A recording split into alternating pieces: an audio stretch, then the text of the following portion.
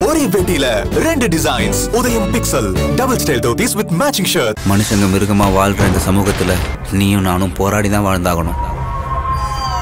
Poorvika appliances இப்போ பிரம்மாண்டமா OMR துறைப்பாக்கத்தில். Telugu திரையுலகத்துல அல்லு அர்ஜுன் விவகாரம் பெரிய அளவுக்கு பூதாகரமா விளைஞ்சிருக்கு. இனி சிறப்பு காட்சிகள் எதுவுமே கிடையாது அப்படின்னு அந்த மாநில அரசு தெளிவா சொல்லிட்டாங்க. தமிழ்நாட்டிலும் இதே மாதிரியான விஷயங்கள் சிறப்பு காட்சிகளுக்கு அனுமதி இல்லைன்னு அரசு ஏற்கனவே சொல்லியிருக்காங்க. செய்ய மாட்டார்கள். இல்ல இங்கேயும் 4 மணிக்கு சிறப்பு காட்சி இப்ப அனுமதி கொடுக்கறது இல்ல, 8 மணிக்கு கேட்டா கொடுக்கறாங்க அரசு. இல்ல கேக் கொடுக்கவே கூடாது என்று நான் சொல்கிறேன். நான் சிறுபையனாக இருக்கிறதெல்லாம் 4 ஆட்டம் தான் நடக்கும். அப்போ வழக்கமாக தினந்தோறும் 3 ஆட்டம் தான் நடக்கும். சனி ஞாயிறு 4 ஆட்டம் நடக்கும். புதுப்படம் வந்தாலும் அது 100 நாள் ஓடும். மக்களுடைய அறியாமையை நம்முடைய நடிகர்கள் பயன்படுத்திக் கொள்கிறார்கள். நான் சொல்கிறேன். அதனால் தான் இவருடைய சம்பளம் பல கோடிகளுக்கு மீறி போவதனுடைய நோக்கம் நம்முடைய மக்களின் அறியாமை. 50 ரூபாய்க்கு விற்க வேண்டிய டிக்கெட்டை 500 ரூபாய்க்கு விற்று 1000 ரூபாய்க்கு விற்று அதனால தான் இந்த படங்களின் விலை கூடுகிறது. சட்டப்படி குற்றம் தான். அது அரசு நிர்ணயிச்சது ஒரு தொகை தான். அந்த தொகை கூட தான் டிக்கெட். அதுக்கு மேல வாங்குறது பிளாக் டிக்கெட். அது நீங்க பிடிபட்டா உங்களுக்கு தண்டனை இருக்கு. பிடிபட்டால் சட்டம் இருக்கிறது, கண்டிப்பார்கள். ஆனால் எந்த சினிமா கோட்டையாவது இழுத்து மூடியிருக்கிறார்களா? எந்த நிறுவனத்தையாவது ஏன் 50 ரூபாய் டிக்கெட்டை 200 ரூபாய்க்கு விற்றா என்று கேட்டிருக்கிறார்களா? அது ஒழுங்காக தெலுங்கு நாட்டில் நடக்கிறது. அவன் சொல்லுகிறான், ஒரு மனிதன் இறந்து விட்டான், ஒரு பெண் இறந்து விட்டான். இதுபோல் பலர் இறந்திருக்கக்கூடும். சார், தமிழ்நாட்டிலையும் பெரிய நடிகர்கள் படம் வரும்போது நடிகர்கள் போய் திரையரங்கில் படம் பார்க்குறாங்க. அவங்க முன்கூட்டியே தெரிவிக்கிறாங்க. காவல்துறை முறையாக பாதுகாப்பு கொடுத்து எந்தவித அசம்பாவிதம் இல்லாமல் நிறைய பெரிய நடிகர்கள் வந்துட்டு போயிருக்காங்க. அங்கே ஒரு முறையான பாதுகாப்பு கொடுக்கல. இருக்கிற போலீஸ் இருக்கிற குற்றத்தை கற்பழிக்கிறவனை பிடிக்கிறதுக்கே பத்தலை. இவங்களுக்கு பாதுகாப்பு கொடுக்கறதுக்கு தான் ரொம்ப முக்கியமானது. இதனுடைய விளைவு என்ன? இருக்கிற போலீஸ் எல்லாம் கொண்டு வந்து எல்லா வேலையையும் விட்டு கொண்டாந்து தியேட்டரில் நடத்த வேண்டும். இவர்கள் ஸ்பெஷல் காட்சிக்கு வருவது தெலுங்குக்காரன் எடுத்த நடவடிக்கை சரியான நடவடிக்கை என்று நான் தெலுங்கு திரையுலகத்தில் அல்லு அர்ஜுன் விவகாரம் பெரிய அளவுக்கு பூதாகரமாக விளைஞ்சிருக்கு. இனி சிறப்பு காட்சிகள் எதுவுமே கிடையாது அப்படின்னு அந்த மாநில அரசு தெளிவாக சொல்லிட்டாங்க. எவ்வளோ பேர் நடிகராக இருந்தாலும் சிறப்பு காட்சிகள் கிடையாது அப்படின்னாங்க. பிரச்சனை ஓரளவுக்கு ஒரு சுமூகமான இடத்துக்கே வந்துருச்சு. தமிழ்நாட்டிலும் இதே மாதிரியான விஷயங்கள் சிறப்பு காட்சிகளுக்கு அனுமதி இல்லைன்னு அரசு ஏற்கனவே சொல்லியிருக்காங்க. செய்ய மாட்டார்கள். ஏன் இங்கே செய்ய மாட்டார்கள் என்றால், இந்த அண்ணாமலை விவகாரம் நல்ல நோக்கத்தோடு இவர் இந்த தியாகத்தை மேற்கொண்டிருந்தால் நாமும் சேர்ந்து அந்த இடத்தில் போய் வேண்டாம் என்று சொல்லியிருப்போம். நல்ல நோக்கத்திற்காக இல்லை. எப்படி இந்து ராஷ்டிராவை உண்டாக்குவதற்கு செய்கிற வேலை அது மாதிரி இங்கே ரெட் ஜெயிண்ட் என்ற ஒரு பெரிய நிறுவனம் 4 மணிக்கு சிறப்பு காட்சி இப்போ அனுமதி கொடுக்கறது இல்லை, 8 மணிக்கு கேட்டா கொடுக்குறாங்க அரசு. இல்லை கேக் கொடுக்கவே கூடாது என்று நான் சொல்கிறேன். நான் சிறுபையனாக இருக்கிறதெல்லாம் 4 ஆட்டம் தான் நடக்கும். என்ன அப்போ வழக்கமாக தினந்தோறும் 3 ஆட்டம் தான் நடக்கும். சனி ஞாயிறு 4 ஆட்டம் நடக்கும். புதுப்படம் வந்தாலும் அது 100 நாள் ஓடும். இன்னும் 10 நாளில் பார்க்கணும்.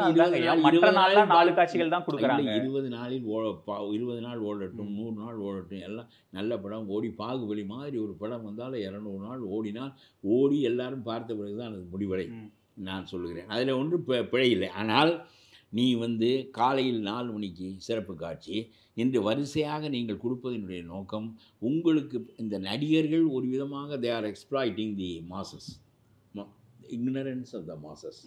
மக்களுடைய அறியாமையை நம்முடைய நடிகர்கள் பயன்படுத்தி கொள்கிறார்கள். நான் சொல்கிறேன். அதனால் தான் இவருடைய சம்பளம் பல கோடிகளுக்கு மீறி போவதனுடைய நோக்கம் நம்முடைய மக்களின் அறியாமை. இன்றைக்கு வராவிட்டால் நாளைக்கு பார்க்குறோம், நாளைக்கு வராவிட்டால் நாளை மறுநாள் பார்க்குறோம். இது நான் இன்னும் ரொம்ப சிறந்த படங்கள் என்று சொல்லப்படுகின்ற படங்கள் எல்லாம் பார்த்தது கூட கிடையாது. இது என்ன பார்க்காவிட்டால் நமக்கு இது மோட்சம் கிடைக்காதா? அவனுடைய அறியாமை. எப்பொழுதும் இந்த நடிகர்களிடம் எனக்கு ஒரு மூடத்தனமான ஒரு ஈடுபாடு இருக்கிறது. இது தமிழ்நாட்டில் இருக்கிறது, அங்கே இருக்கிறது, இருக்கக்கூடாது. நான் என்ன சொல்லுகிறேன் என்றால், நீ இந்த 50 ரூபாய்க்கு விற்க வேண்டிய டிக்கெட்டை 500 ரூபாய்க்கு விற்று 1000 ரூபாய்க்கு விற்று அதனாலே தான் இந்த படங்களின் விலை கூடுகிறது. எதற்காக 50 ரூபாய் டிக்கெட்? நீ இதை அனுமதிக்கிறாய். அதனாலே அரசு சட்டப்படி குற்றம் தான். அது அரசு நிர்ணயிச்சது ஒரு தொகை தான். அந்த தொகை கூட தான் டிக்கெட். அதுக்கு மேல வாங்குறது பிளாக் டிக்கெட். அது நீங்க பிடிபட்டா உங்களுக்கு தண்டனை இருக்கு. சட்டம் இருக்குல்ல. பிடிபட மாட்டார்கள். அதுதான் அது. பிடிபட்டால் சட்டம் இருக்கிறது, தண்டிப்பார்கள். ஆனால் எந்த சினிமா கோட்டையாவது இழுத்து மூடியிருக்கிறார்களா? எந்த நிறுவனத்தையாவது ஏன் 50 ரூபாய் டிக்கெட்டை 200 ரூபாய்க்கு விற்றா என்று கேட்டிருக்கிறார்களா? கேட்டதில்லை. சட்டம் இருக்கிறது. நம்முடைய நாட்டிலே சட்டம் இல்லாமலா இந்த கற்பழித்தவன் 12 குற்றங்களில் மாட்டியிருக்கிறான். ஆனால் அந்த சட்டம் ஒழுங்கை நிலைநாட்டுவதற்கு பயன்படாது. 12வது தரமும் அவனை வெளியே விடுவார்கள். 13வது குற்றத்தை அவன் செய்வான். வேறு தமிழ்நாட்டிலேயே இது சாத்தியம் அதே மாதிரி தான் இது சாத்தியம். ரெட் ஜெயண்ட் இருக்கிற போது சாத்தியம் இல்லை, சன் டிவி இருக்கிற போது சாத்தியம் இல்லை. அவர்கள் தான் படம் எடுக்கிறார்கள், இவர்கள் தான் இருக்கின்ற படங்களை எல்லாம் வெளியிடுகிறார்கள். அப்புறம் எப்படி அவனுக்கு 8 ஷோ நடத்தினால் தானே 50 ரூபாய் டிக்கெட்டை 500 ரூபாய்க்கு 1000 ரூபாய்க்கு விற்க முடியும்? பலன் அடைகிறவன் யார்? நடிகர்களும் பயனடைகிறார்கள். ஆனால் இந்த மாதிரி சினிமாவையே எப்பொழுதும் முதல்ல திமுக எப்பொழுதும் ஆட்சிக்கு வந்தால் சினிமாவை கையில் எடுத்துக்கொள்வார். சார் அங்கே அது ஒழுங்காக தெலுங்கு நாட்டில் நடக்கிறது. அவன் சொல்லுகிறான், ஒரு மனிதன் இறந்து விட்டான், ஒரு பெண் இறந்து விட்டான், இதுபோல் பலர் இறந்திருக்கக்கூடும். எவ்வளவு சொன்னாலும் உனக்கு என்ன, நீ இந்த கூட்டத்திற்குள் போய் உன்னுடைய தொண்டர் கூட்டத்தை பெருக்கிக் கொள்ள நினைக்கிறார். சார் தமிழ்நாட்டிலையும் பெரிய நடிகர்கள் படம் வரும்போது நடிகர்கள் போய் திரையரங்கில் படம் பார்க்குறாங்க, அவங்க முன்கூட்டியே தெரிவிக்கிறாங்க, காவல்துறை முறையாக பாதுகாப்பு கொடுத்து எந்தவித அசம்பாவிதம் இல்லாமல் நிறைய பெரிய நடிகர்கள் வந்துட்டு போயிருக்காங்க. அங்கே ஒரு முறையான பாதுகாப்பு கொடுக்கல. இருக்கிற போலீஸ் இருக்கிற குற்றத்தை கற்பழிக்கிறவனை பிடிக்கிறதுக்கே பத்தலை.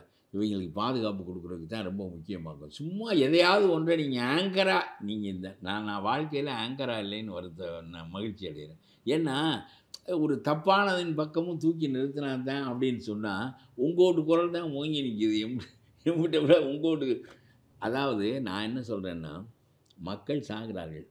இருக்கிற போலீஸ் எல்லாம் கொண்டு போய் இவர்களுக்கு பாதுகாப்பு வைத்து கொண்டால் நீ பாதுகாப்பு கொடுத்து வைத்துக்கொ இல்லை என்றால் இதெல்லாம் இதனுடைய விளைவு என்ன? இருக்கிற போலீஸையெல்லாம் கொண்டு எல்லா வேலையையும் விட்டு கொண்டாந்து தியேட்டரில் நிறுத்த வேண்டும் இவர்கள் ஸ்பெஷல் காட்சிக்கு வருவதற்கு. இதெல்லாம் தெலுங்குக்காரன் எடுத்த நடவடிக்கை சரியான நடவடிக்கை என்று நான் சொல்கிறேன். எத்தனை டிஸ்ட்ரிபியூட்டர் இருக்காங்க, எத்தனை தயாரிப்பாளர் இருக்காங்க, ஏகப்பட்ட நிறுவனங்கள் இருக்குது, எல்லாத்தையும் ரெட் ஜெயண்ட் மேலேயே எழுதுனா எப்படி சார்? அதாவது அதிகாரமுடைய நிறுவனமாக நான் அவசரப்படாமல் கேள்வி கேட்டு என்னை பேச விட வேண்டும். ரெட் ஜெயண்ட் அதிகாரபூர்வமான நிறுவனம். ஏனென்றால் அவர்கள் தான் ஆட்சியில் இருக்கிறார்கள். அதுபோல் அப்புறம் என்ன, அவர் மகன் நடத்துகிற நிறுவனம், அவர் துணை மந்திரியாக இருக்கிறார். அது மாதிரி சன் டிவி இவர்கள் தான் எடுக்கிறார்கள், இவர்கள் தான் நடத்துகிறார்கள். இவர்களுக்கு அதிகாரம் கையில் இருக்கிறது. ஆகவே 50 ரூபாய் டிக்கெட்டை 1000 ரூபாய்க்கு தான் விற்பார்கள். விற்றால் தான் அது நயம். அது நடிகர்களுக்கும் ஒரு பகுதி போகும், மிச்சம் இவர்களுக்கு வரும். இது மாதிரி நிலைமை தெலுங்கில் இல்லை. அவன் பிடித்து தண்டித்து விட்டான். அதான் தெலுங்கில் அந்த முதலமைச்சர்களெல்லாம் சினிமா நிறுவனம் வைத்திருக்கவில்லை. ஆகவே அல்லு அர்ஜுனா உள்ளே போய்விட்டார். ஒரு நாள் உள்ளே இருந்தது சார் தான். ரொம்ப வேகமாக வெளியே வந்து விடுவதற்கு அவர் முயன்றார். வேகமாக அவருக்கு இனிமேல் உரைக்கும். அதாவது அரசாங்கம் துணை போனால்தான் தவறுகள் நிலைபெறும். அங்கே அரசாங்கம் துணை போக மறுக்கிறது. ஆகவே தவறு நிலைபெறாது. இங்கே அரசாங்கம் துணை போகிறது. கற்பழிக்கிறவனுக்கு துணை போகும், மந்திரி ஊழல் செய்துவிட்டு சிறைக்கு போனால் துணை போகும். கற்பழிக்கிறவனுக்கு எங்க அரசு துணை போச்சு? உடனடியாக கைது இல்லாவிட்டால் 8 லட்சம் குற்ற வழக்குகள் 2 லட்சமாக குறைந்து விட்டன என்று சொன்னால் அதுக்கு வழக்குகள் குறைஞ்சிருக்கு அப்படின்னா குற்றங்கள் குறைஞ்சிருக்குங்கிற இன்னொரு பெர்ஸ்பெக்டிவ் இருக்கலாம். எடப்பாடி பழனிசாமி எதிர்க்கட்சியா இருக்கும்போது அப்படிதான் விமர்சனம் சொல்லுவேன். அரசு விமர்சனம் அப்படிதான் 8 லட்சம் குற்ற வழக்குகள் 2 லட்சம் தான் பதிவு செய்யப்படுகிறது திமுகவால் என்றால் 6 லட்சம் பேர் மாறிவிட்டார்கள் என்று நம்புகிறீர்களா? இல்ல, அது டேட்டா அப்படிதான் நம்ம இன்டர்பிரேட் பண்ண வேண்டியது இருக்குன்னு நான் சொல்றேன். இன்டர்பிரேட் பண்ணுவது உங்களுக்கு தோன்றுகிறதா? உங்களுக்கு ஒரு அறிவும் மனச்சான்றும் இருக்கிறது, தோன்றுகிறதா? இந்த அரசுக்கு சட்டம் ஒழுங்கை பற்றிய கவலை இல்லை. அதனாலே குற்ற வழக்குகளின் பதிவு குறைகிறது. நாடு முன்பு இருந்ததை விட மோசமாக இருக்கிறது. 8 லட்சம் வழக்குகள் 16 லட்சம் வழக்குகளாக பதிவு செய்யப்படுவதற்கு பதிலாக 2 லட்சம் வழக்காக குறைந்து விட்டது என்று சொன்னால் அதனுடைய பொருள் இது பாராமுகமாக இருக்கிறது. ஆகவே குற்றவாளிகளின் ஆட்சி தானே நடக்கிறது. அது என்ன மகாத்மாக்களின் ஆட்சியாக நடக்கிறது? ராஜாஜியின் ஆட்சியும் காமராஜரின் ஆட்சியும் ஓமந்தூர் ராமசாமி ரெட்டியாரின் ஆட்சியும் நடக்கிறது. நன்றி சார், இவ்வளோ நேரம் உங்கள் நேரத்தை எங்களோட செலவழிச்சதுக்கு ரொம்ப நன்றி. ஒரே பெட்டியில 2 டிசைன்ஸ் உதயம் pixel double style dhotis with matching shirt. கேரளாவில் ரப்பர் தோட்டத்தில் வேலை இருக்குதுன்னு புரோக்கர் எடுத்து சொன்னேன். இங்க நான் வச்சதா சட்டம் புரியுதா? பூர்விகா அப்ளையன்சஸ் இப்போ பிரம்மாண்டமா OMR துறைப்பாக்கத்தில்.